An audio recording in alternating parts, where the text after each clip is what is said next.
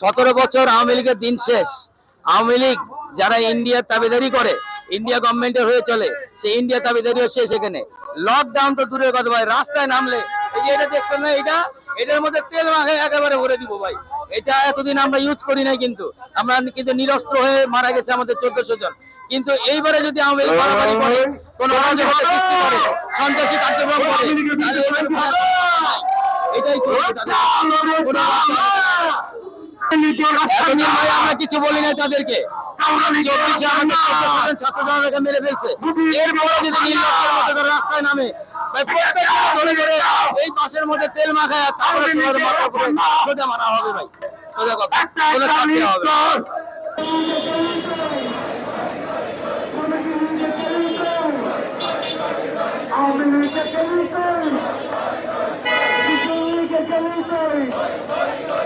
Got the